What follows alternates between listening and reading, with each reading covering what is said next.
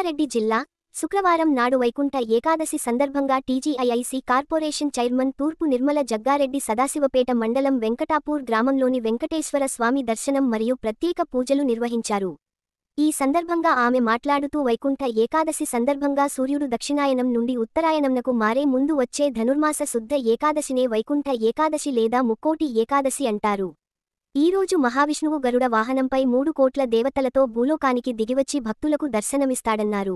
కనుక దీనికి ముక్కోటి ఏకాదశి అంటారన్నారు. ఈ కార్యక్రమంలో సిడిసి చైర్మన్ గడీల రామ్రెడ్డి, సదాశివపేట పట్టణ మండల అధ్యక్షులు మునిపల్లి సత్యనారాయణ, సిద్ధన్న, మాజీ ఎంపీటీసీ శ్రీనివాస్, ఆశిరెడ్డి, నాయకులు కృష్ణ, శ్రీనివాస్ భక్తబృందం తదితరులు పాల్గొన్నారు.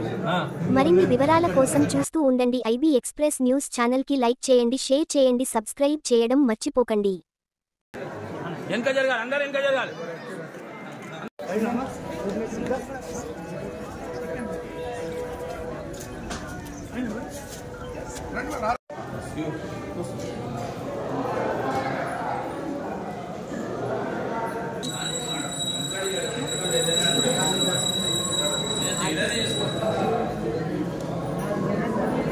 గోవిందా గోవిందా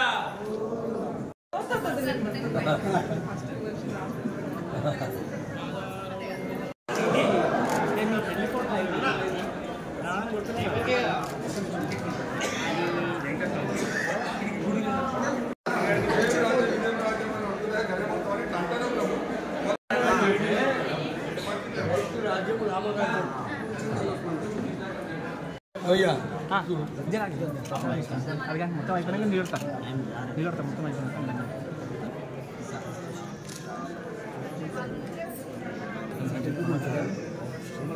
ఈరోజు పవిత్రమైన రోజు. మరి వెంకటాపురం గ్రామంలో చాలా పెద్ద ఎత్తున ఎక్కడ లేని